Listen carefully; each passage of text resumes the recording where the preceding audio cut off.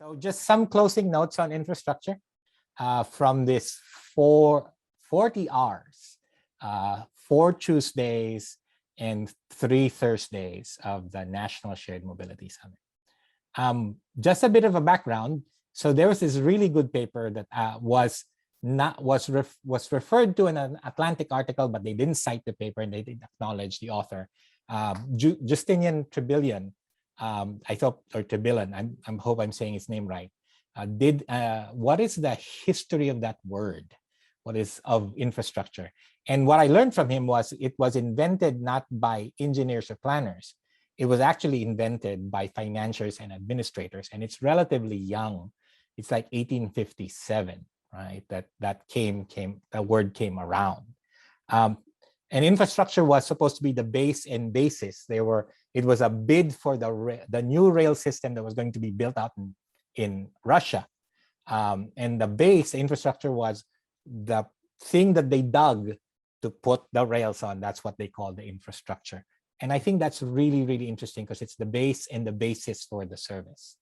And it became eventually kind of large-scale structures is what we call infrastructure. And interestingly enough, these large-scale structures carry a structural bias because we build them on intent, right? We want to connect 2 things or 3 things or a whole network. We build it on assumptions, right? That these people will use it this way or it'll work this way. We build it on expectations, right? But we also build it on implicit biases that we may not be aware of. Well, why would women need to drive? Or why would women need to take the train? Or can they take the train without being accompanied, right? And we build it on unknowing, right? We don't really know what the future will hold, but we also build it on imagination. What do we imagine the future to be, right? And what kind of future do we want? Oops. So in mobility, and this was a point that was made in the last panel that I was in, infrastructure is really who gets to move and where do they get to go. And as we build it, that's what we're imagining, right? And also, if you boil it down, infrastructure is about relationships, right? And things related to both in space and in connection and in finances and everything else in the movement of goods. So relationships can either be functional and whole or dysfunctional and broken.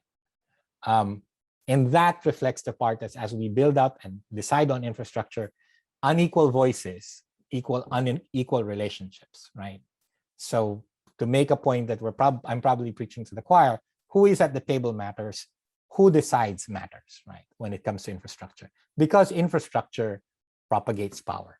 Either it furthers existing power relationships or disturbs new ones and creates new ones, right? This is another really interesting question that came around, and this is from Susan Laystar and Karen Luleder, writing way back in 1996. They said, don't ask what is infrastructure, instead ask when is infrastructure. So it becomes infrastructure if it facilitates something. The bridge to nowhere is not infrastructure because it doesn't connect anything, right? So they take that from this whole idea of when is a tool, right? A tool by itself, a hammer, communicates a lot of things, but it's not really a tool unless you understand what it's going to get used for and who is using it, right? Infrastructure is something that emerges for people in practice, connected to activities and structures. It's only infrastructure if people are using it and people are using it within their daily activities and their practice and structures. So as tools go, right, we use what we see and we use what we know and we use what is accessible. And this has all the implications as we think about what kind of infrastructure are we going to build and imagine. So in this whole summit, we said the point we were making was infrastructure isn't just the physical things. It's informational, it's physical, it's financial, it's funding, it's policy and institutional, it's social and political, anything that facilitates the relationships, anything that actually gets people to go where they want to go, right? And move where they need to move, right? So in that frame, micromobility lanes are infrastructure, yes. Mobility hubs are infrastructure, yes. Concrete is infrastructure, but also data is infrastructure, policy is infrastructure, organizations and institutions are infrastructure. So, and people are infrastructure, people with knowledge, people who know what's going on in their communities, who know their experience. Culture is infrastructure, and imagination is infrastructure. If we cannot imagine it, how can we build it, right? If we cannot imagine it. But also, propagating racism requires infrastructure.